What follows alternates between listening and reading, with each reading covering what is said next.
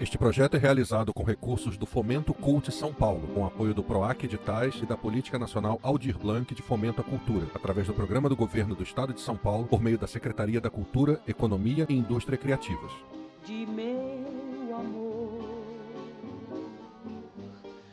Considerando os recursos públicos recebidos e o interesse na ampliação dos acessos aos produtos culturais, uma das medidas adotadas para a democratização do projeto é a disponibilização de uma série de oficinas online referentes ao livro Dossiê Nora Ney, uma voz poética e política 100 anos mais.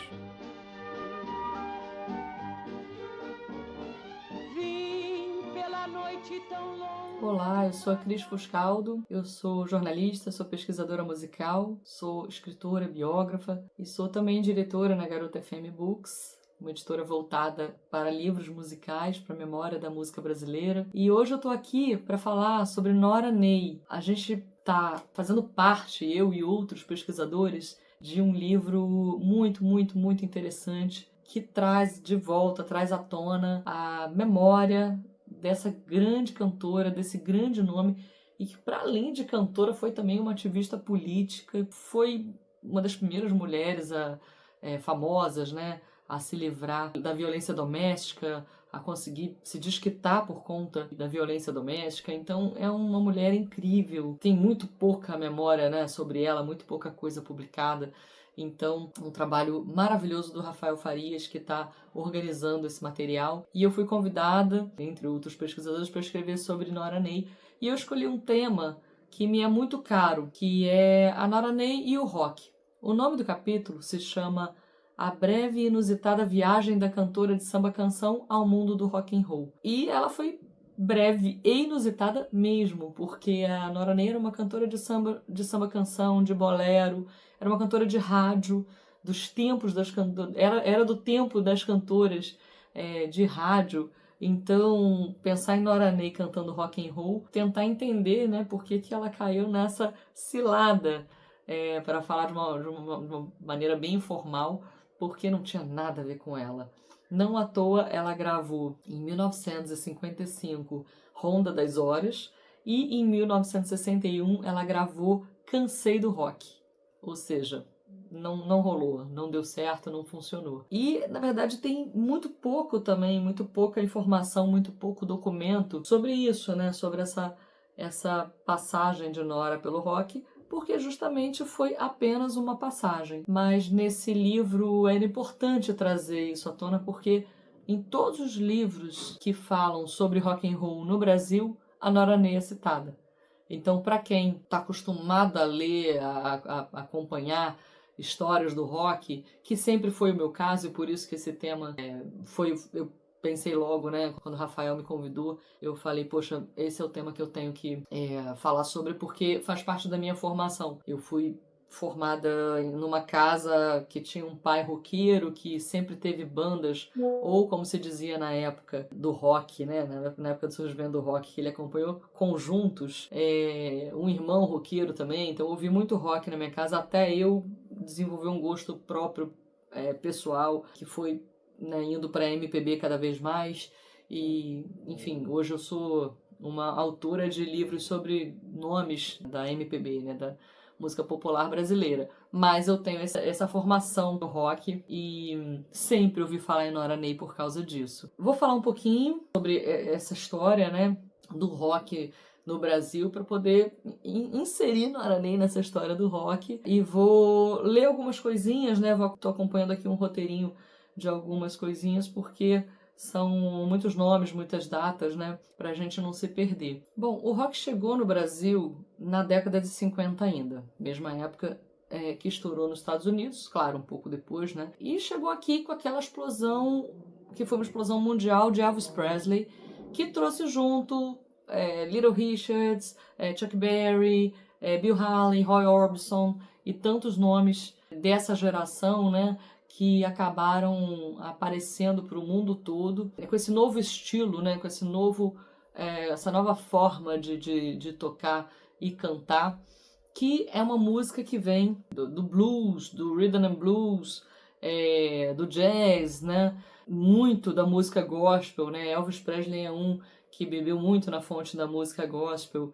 A gente sabe hoje em dia que existiu uma mulher chamada Sister Rosetta Tarp, que foi a musa inspiradora.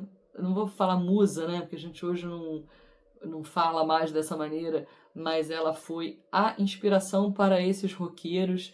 Mas naquela época, por exemplo, no Brasil, ninguém sabia da existência dela, e na realidade, na mídia também americana, norte-americana e mundial também, ela não apareceu muito, ela foi muito apagada da história, né? Ela foi resgatada mais recentemente como sendo essa pessoa, né? No caso, uma mulher que saiu com sua guitarra, saiu da igreja protestante para os shows, para os palcos, né? Tocando guitarra e cantando com essa força, esse vozeirão, né? Uma mulher preta que correu os Estados Unidos cantando rock and roll e que acabou sendo inspiração para grande parte desses músicos, esses homens que acabaram aparecendo para o mundo todo como os grandes expoentes do rock and roll. E aí, no Brasil, claro que não tinha como deixar de acompanhar a moda do momento, né?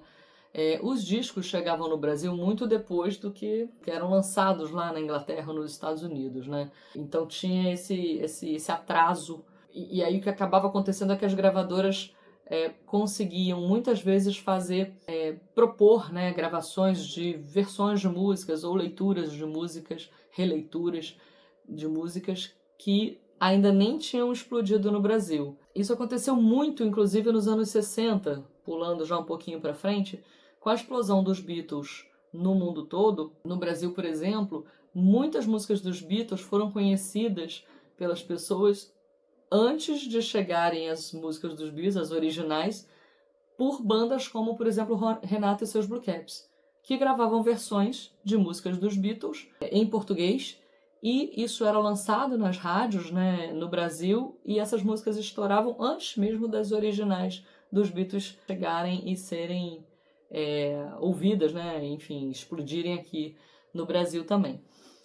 Mas então, voltando para a década de 50, a gente então vê um mercado querendo acompanhar nessa explosão, e a gravadora Continental Music teve essa ideia de pegar uma cantora qualquer, no caso, né, assim, poderia ter sido qualquer pessoa, para gravar então uma leitura da música Rock Around the Clock, de Bill Haley and His Comets, e dando o nome de Ronda das Horas, para ser lançada junto com um filme que foi lançado aqui no Brasil, chamado Sementes de Violência, dirigido por Richard Brooks e com Glenn Ford e Anne Francis no elenco. Então esse é um disco que trazia essa trilha sonora roqueira. Então a Continental Music convidou o Nora Ney para gravar Ronda das Horas, só que em inglês.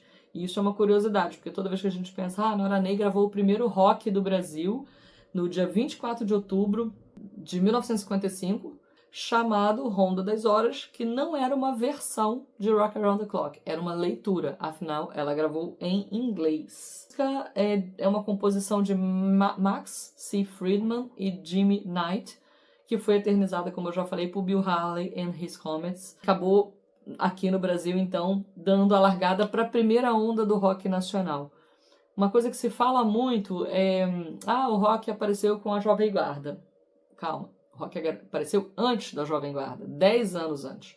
Jovem Guarda foi um programa de televisão que estreou em 1965 com Roberto Carlos, Erasmo Carlos e Vanderleia no comando. Em 1955, 10 anos antes, Nora Ney estava gravando Ronda das Horas.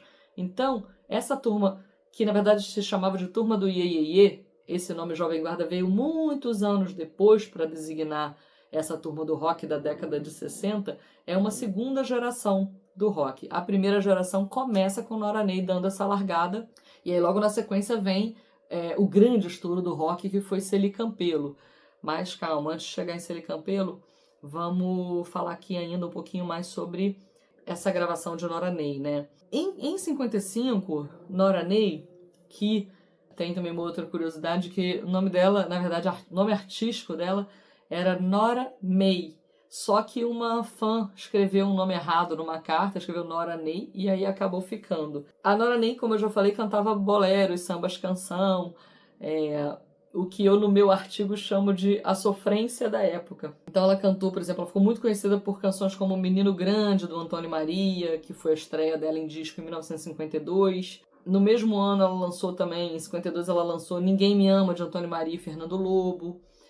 Sofrência pura. E ela também fez filmes.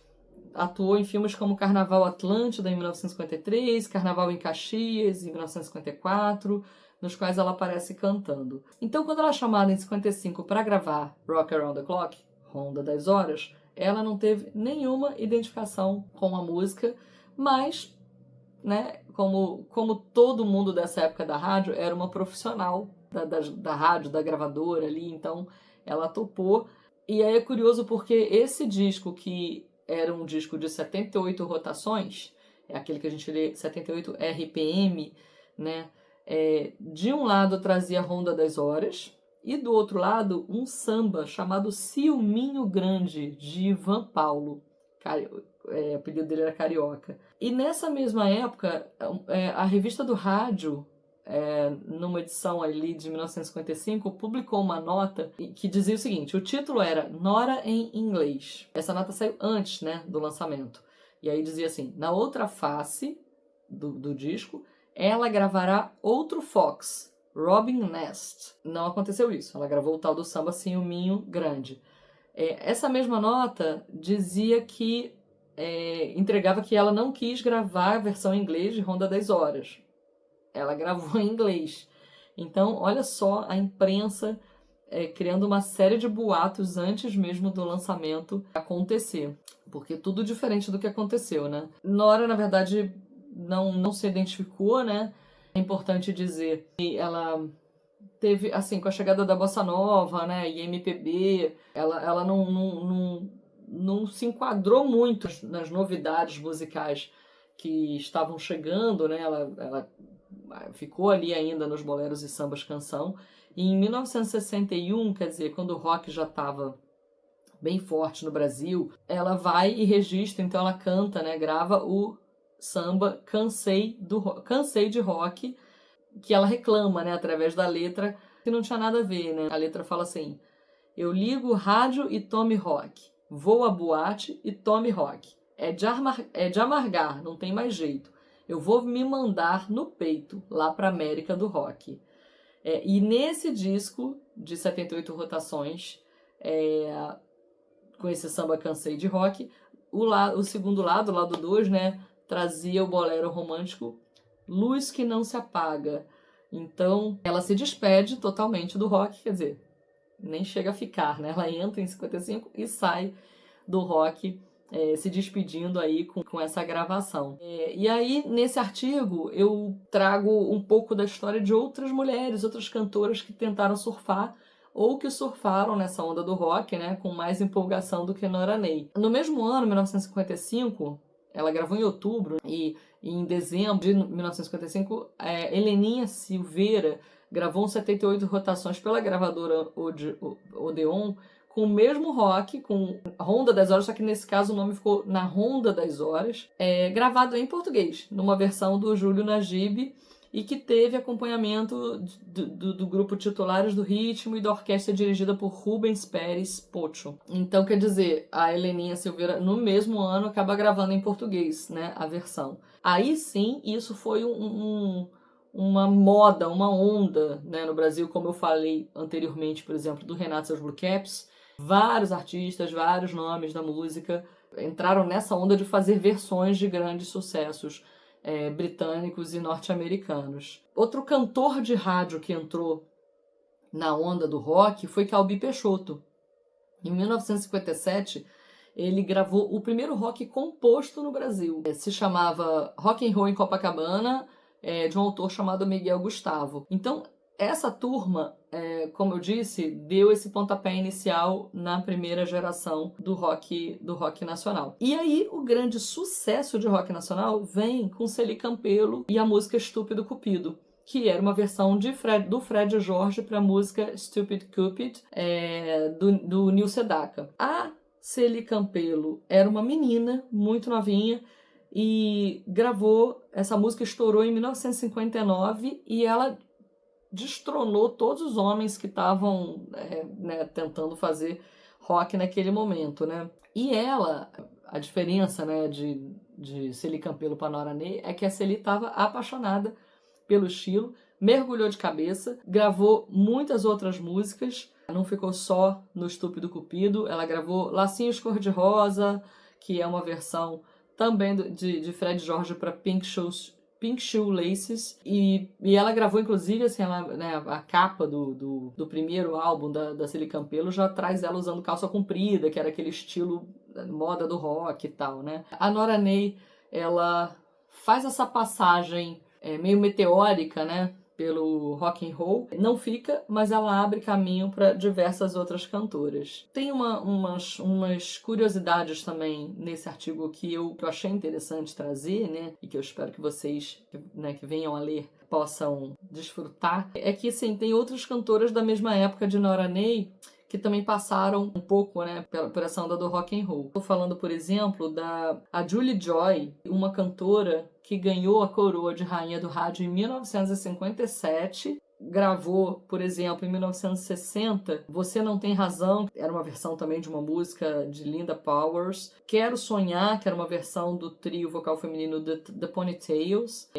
essas duas músicas de 59, né, e aí a Julie Joy grava aqui no Brasil em 1960, e são foxtrots, né, que são, na verdade, já uma modalidade, né, que vem a partir do rock and roll. Então, assim, como eu disse, Nora Ney não ficou no rock, não curtiu o rock, mas ela abriu caminho para outras mulheres, para outras experiências, e eu acho, sinceramente, né, eu pesquiso mulher na música. Minha tese de doutorado foi sobre cantoras compositoras, um pouco, né, porque tinha um recorte, eu tinha que recortar, então eu recortei ali nas cantoras compositoras, mas já querendo começar a entender, né, as dificuldades das mulheres para entrar na música, os apoios que elas não tiveram, os boicotes que elas sofreram. Então eu acho que a Nora Ney acaba sendo um marco importante, porque apesar dela não ter nada a ver com a história, é uma mulher abrindo espaço para outras mulheres. Talvez se não tivesse tido a Nora Ney gravando ali,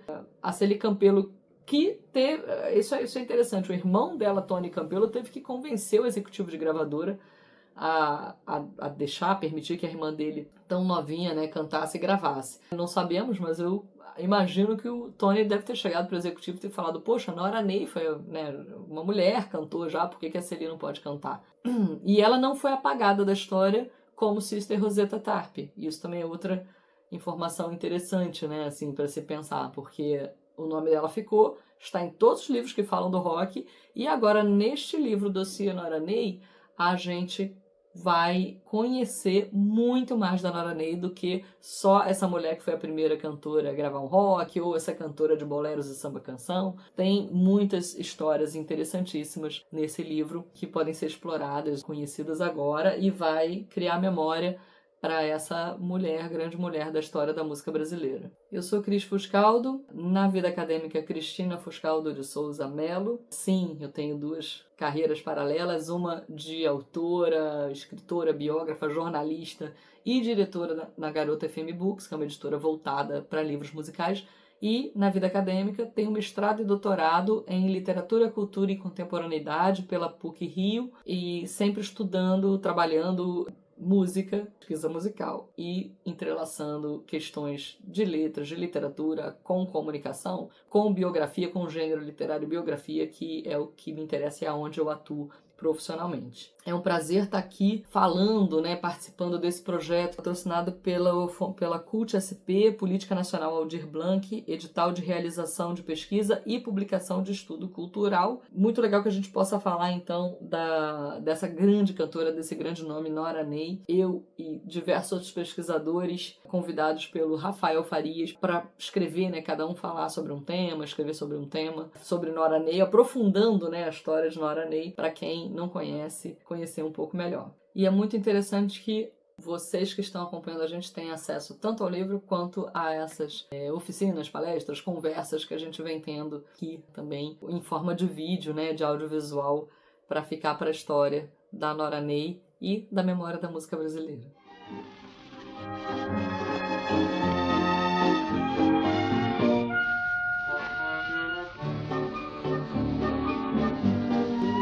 velhice chegando e eu chegando ao fim.